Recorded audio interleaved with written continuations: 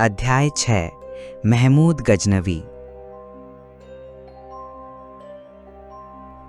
तुर्कों का उत्थान। प्रश्न 1। अरब निवासी अपनी प्रारंभिक विजयों के बाद भारत में कहां से आगे अपने राज्य का विस्तार नहीं कर सके? उत्तर, सिंध और मुल्तान के आगे। प्रश्न 2। अरबों द्वारा प्रारंभ किए गए कार्य को किन लोगों ने पूरा किया? उत्तर, तुर्कों ने। प्रश्न 3। पाठ के अनुसार किसी नए धर्म को अपनाने वालों में कौन से 2 गुण अधिक पाए जाते हैं? उत्तर, उत्साह और मस्तिष्क की संकीर्णता का आधिक्य। प्रश्न 4। इस्लाम ने तुर्कों की असीम महत्वाकांक्षाओं को कैसा रूप प्रदान किया? उत्तर, इस्लाम ने उनकी महत्वाकांक्षाओं को धार्मिकता का जामा पहना दिया था। प्रश्न 5। पाठ के अनुसार तुर्कों का दृष्टिकोण कैसा था? उत्तर, उनका दृष्टिकोण पूर्णतया भौतिकवादी था। उनके प्रारंभिक धावे। सुबुक्तगीन। प्रश्न 6। गजनी में एक स्वतंत्र राज्य की स्थापना किसने और कब की? उत्तर, 962 ईस्वी में अलप्तगीन नामक एक साहसी तुर्क नेता ने। प्रश्न 7। गजनी में स्वतंत्र राज्य की स्थापना करने से पहले अलप्तगीन क्या था? उत्तर, प्रारंभ में वह एक गुलाम था और खुरासान तथा बुखारा के समानी शासक के सामंत के रूप में कार्य करता था। प्रश्न 8। पंजाब का हिंदूशाही वंश का राज्य कहां से कहां तक फैला हुआ था? उत्तर, चिनाब नदी से हिंदुकुश पर्वत तक। प्रश्न 9। हिंदूशाही राजाओं ने अपनी रक्षा के लिए अरबों और तुर्कों के विरुद्ध लगभग कितने वर्षों तक संघर्ष किया? उत्तर, उन्होंने लगभग 300 वर्षों तक वीरतापूर्वक युद्ध किया। प्रश्न 10। सुबुक्तगीन कौन था और वह गजनी के सिंहासन पर कब बैठा? उत्तर, सुबुक्तगीन अलप्तगीन का गुलाम तथा दामाद था और 977 ईस्वी में गजनी के सिंहासन पर बैठा। प्रश्न 11। पंजाब के राजा जयपाल ने गजनी पर आक्रमण क्यों किया? उत्तर, क्योंकि वह इस उदीयमान राज्य को पनपने से पहले ही नष्ट कर देना चाहता था। प्रश्न 12। जयपाल की सेना पहली बार गजनी में किस प्राकृतिक आपदा के कारण पराजित हुई? उत्तर, एक भीषण झंझावात अर्थात तूफान के कारण। प्रश्न 13। सुबुक्तगीन ने राजा जयपाल पर दूसरी बार आक्रमण क्यों किया था? उत्तर, क्योंकि लाहौर वापस आने पर जयपाल ने संधि की अपमानजनक शर्तों को पूरा करने से इनकार कर दिया था। प्रश्न 14। दूसरी बार पराजित होने के बाद सुबुक्तगीन ने जयपाल के किन क्षेत्रों पर अधिकार कर लिया? उत्तर, लमगान तथा पेशावर तक। महमूद का सिंहासनारोहण। प्रश्न 15। सुबुक्तगीन की मृत्यु के बाद महमूद ने सिंहासन कैसे प्राप्त किया? उत्तर, उसने अपने भाई इस्माइल को गृह युद्ध में पराजित कर गद्दी पर अधिकार कर लिया। प्रश्न 16। सिंहासन पर बैठते समय महमूद की आयु कितनी थी? उत्तर, 27 वर्ष। प्रश्न 17। खलीफा ने महमूद को कौन सी 2 प्रमुख उपाधियां प्रदान की? उत्तर, यमीन उद दौला तथा यमीन उल मिल्लाह। प्रश्न 18। महमूद का वंश किस नाम से प्रसिद्ध हुआ? उत्तर, यमीनी वंश। महमूद का चरित्र। प्रश्न 19। खलीफा से मान्यता पत्र मिलने पर महमूद ने क्या प्रतिज्ञा की थी? उसने प्रतिज्ञा की कि मैं प्रतिवर्ष भारत के काफिरों पर आक्रमण करूंगा। प्रश्न 20। पाठ में महमूद गजनवी के शारीरिक रूप का वर्णन कैसे किया गया है? उत्तर, उसका कद बीच का और शरीर हृष्ट-पुष्ट था, किंतु देखने में वह कुरूप था। प्रश्न 21। प्रोफेसर हबीब के अनुसार महमूद का जीवन के प्रति दृष्टिकोण कैसा था? उत्तर, पूर्णतया सांसारिक। प्रश्न 22। महमूद का प्रसिद्ध सचिव और दरबारी इतिहासकार कौन था? उत्तर, उसका सचिव प्रसिद्ध विद्वान उतबी था। प्रश्न 23। उतबी की प्रसिद्ध कृति का क्या नाम है? उत्तर, वारिल ए यमीनी, तारीख ए यमीनी। प्रश्न 24। महमूद के दरबारी इतिहासकार उतबी ने भारत पर उसके आक्रमणों को क्या माना? उत्तर, जिहाद या धर्म युद्ध। प्रश्न 25। धर्म के अतिरिक्त महमूद के भारत पर आक्रमणों के 3 मुख्य कारण क्या थे? उत्तर, साम्राज्य विस्तार की महत्वाकांक्षा, भारत की अपार धन संपत्ति का लोभ और सैनिक यश की भूख। महमूद के भारत पर आक्रमण। प्रश्न 26। महमूद ने राजा जयपाल को पेशावर के निकट हुए युद्ध में कब पराजित किया? उत्तर 27 नवंबर 1001 ईस्वी को। प्रश्न 27। अपमानजनक पराजय के बाद राजा जयपाल ने क्या किया? उत्तर उसने पश्चाताप से पीड़ित होकर चिता में अपने को भस्म कर दिया। प्रश्न 28। नवशाह शाह कौन था? उत्तर जयपाल का नाती सुखपाल, जिसे महमूद ने बलपूर्वक मुसलमान बनाया था। प्रश्न 29। महमूद ने मुल्तान पर क्यों आक्रमण किया और उस समय वहां किसका शासन था? उत्तर मुल्तान पर करमाथी संप्रदाय के फतेह दाऊद का शासन था, जो शिया थे, और महमूद कट्टर सुन्नी था।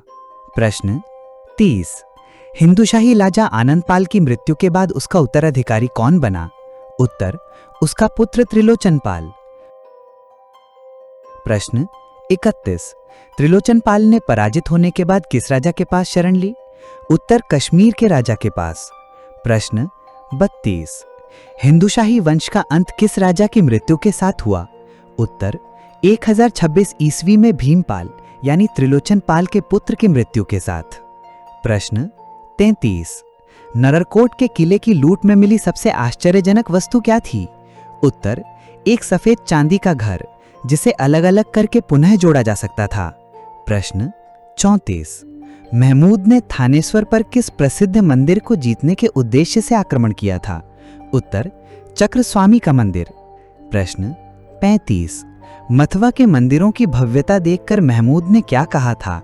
उत्तर उसने कहा कि ऐसा भवन बनाने में 1000 दिनार की 1,00,000 थैलियां खर्च होंगी और इसे बनाने में 20 वर्ष लगेंगे।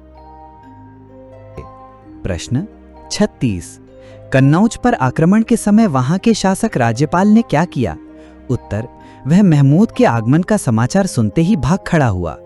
प्रश्न 37। बुंदेलखंड के किस चंदेल राजा ने कन्नौज के राज्यपाल को कायरता के लिए दंडित किया? उत्तर राजा गंड या विद्याधर ने। प्रश्न 38। महमूद का भारत पर सबसे प्रसिद्ध आक्रमण कौन सा था?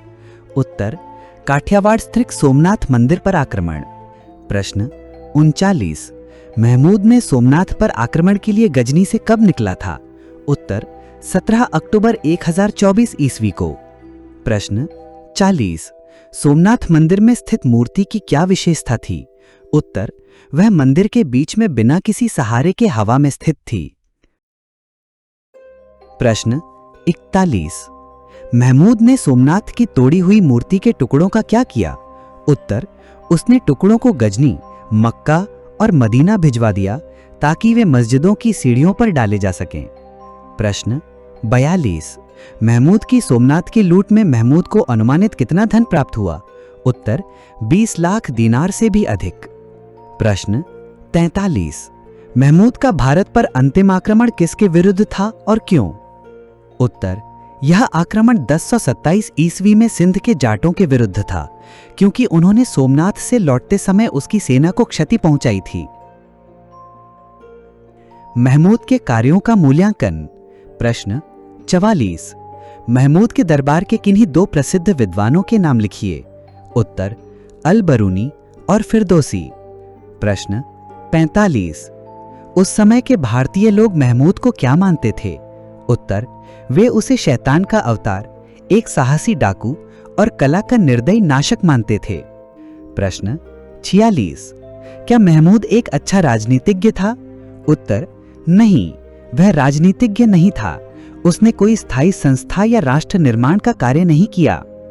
प्रश्न 47। इतिहासकार लेनपूल ने महमूद के साम्राज्य के बारे में क्या टिप्पणी की?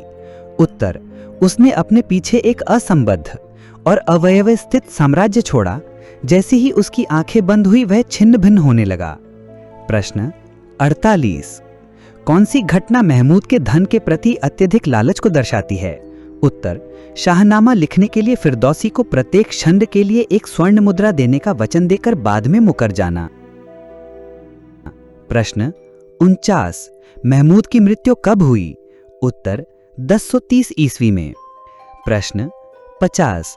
भारत के इतिहास में महमूद का कोई स्थान क्यों नहीं है, सिवाय पंजाब को छोड़कर, क्योंकि उसने इस पंजाब के अलावा किसी अन्य क्षेत्र पर स्थायी शासन स्थापित करने का प्रयास नहीं किया। उसका मुख्य उद्देश्य लूटना था, शासन नहीं। महमूद का उत्तराधिकारी। प्रश्न 51। महमूद ने अपनी मृत्यु से पहले अपने साम्राज्य को किन 2 पुत्रों में बांटा था? उत्तर मसूद और मोहम्मद। प्रश्न 52। महमूद के उत्तराधिकार युद्ध में कौन विजयी हुआ? उत्तर मसूद। प्रश्न 53। किस युद्ध में पराजित होने के बाद मसूद को लाहौर भागना पड़ा? उत्तर 1040 ईस्वी में मर्व के युद्ध में सल्लुगों से पराजित होने के बाद। गजनवी शासन के अंतर्गत पंजाब की दशा। प्रश्न 54। मसूद ने अपने सूबेदार अहमद नियालतगीन को दंड देने के लिए किस हिंदू सेनापति को भेजा था? उत्तर तिलक नामक हिंदू सेनापति को। प्रश्न 55।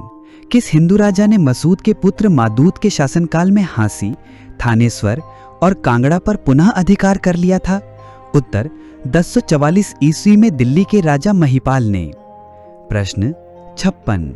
गोर के किस शासक ने गजनी शहर को जलाकर नष्ट कर दिया था? उत्तर अलाउद्दीन हुसैन ने। प्रश्न 57। अलाउद्दीन हुसैन को गजनी जलाने के कारण क्या उपाधि मिली? उत्तर जहां सोज यानी विश्व को जलाने वाला। प्रश्न 58। गजनवी शासक खुसरो शाह को गजनी से किसने खदेड़ा था? उत्तर गुज तुर्कमानों ने। प्रश्न 59। गजनवी वंश के अंतिम शासक का क्या नाम था और उसका अंत किसने किया? उत्तर अंतिम शासक मलिक खुसरो था और उसका अंत शहाबुद्दीन मोहम्मद गोरी ने किया था।